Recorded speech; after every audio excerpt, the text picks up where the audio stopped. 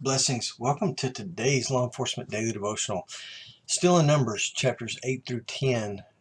Good read today. And anytime we read about the Levites, for me, it's a good day. So, chapter 8 talks about the lampstands. And I have a great affection for reading and learning about the lampstands as well. And we've talked about this, just the symbolism of the lampstands and the foreshadowing of Christ as he comes, and he is the light of the world. The lampstands showing up again in Revelation and representing the churches. It's just, the lampstands are so cool. You know, the earth cannot live without light. We just can't survive. And God is our light. There's so much symbolism in the Bible about light and darkness. And as a cop who worked 10 plus years on midnight shift, it gives you an understanding of how important light is at times. You know, riding around in the dark, jumping out, chasing people, and all of a sudden you're in a dark area.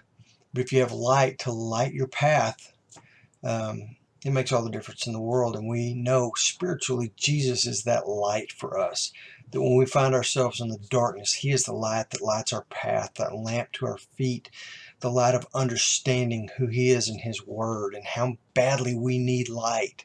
So love the lampstands. Verse 4, God lays out his plans for the lampstands.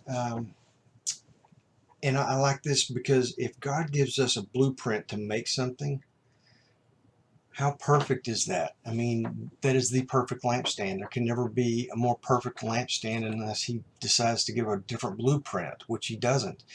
I just like the thought of that. As long as we build it according to his plan, it's perfect.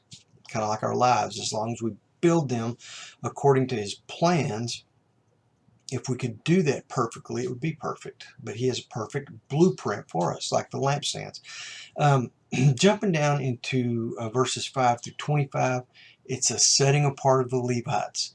They're set apart for special service in this nation of priests, which God calls them. You, Israel, you are a nation of priests.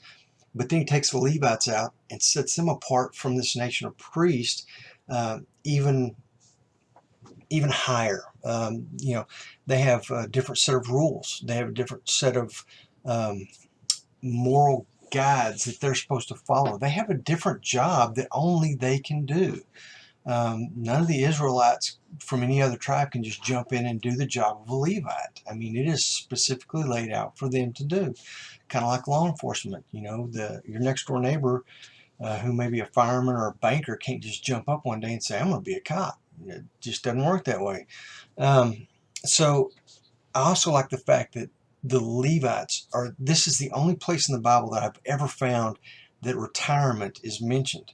And the Bible says that you work until you're 50 years old, and then you're told to retire and not work anymore. Now, you can volunteer at the temple and help out, but you can't do the work. And I love how that equates, again, to law enforcement and how the parallels just continue to build up. Jumping to chapter 9, verse 12, another foreshadowing of Jesus. It talks about when you're doing Passover, make sure that you don't break any of the bones of the lamb.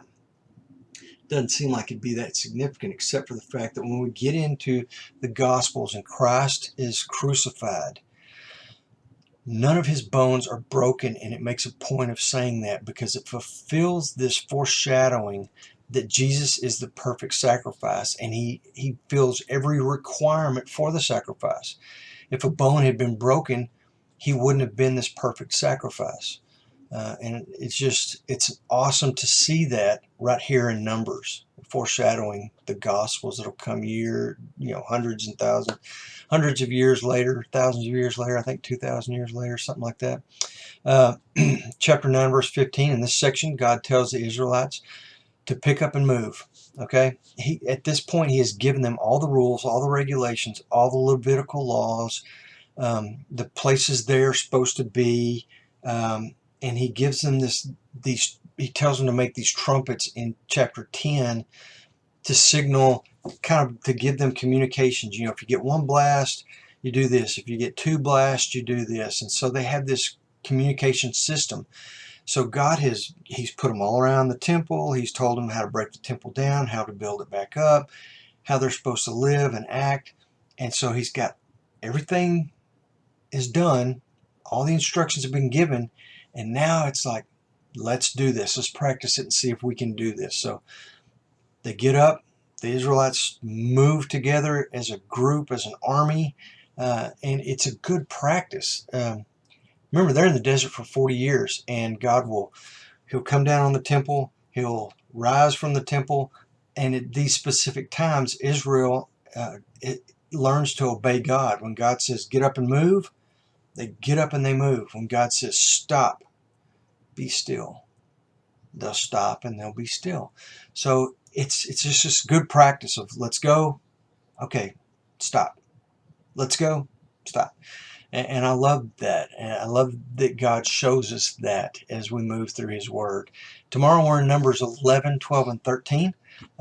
Read ahead, come back here, and we'll do this again. Until then, be safe.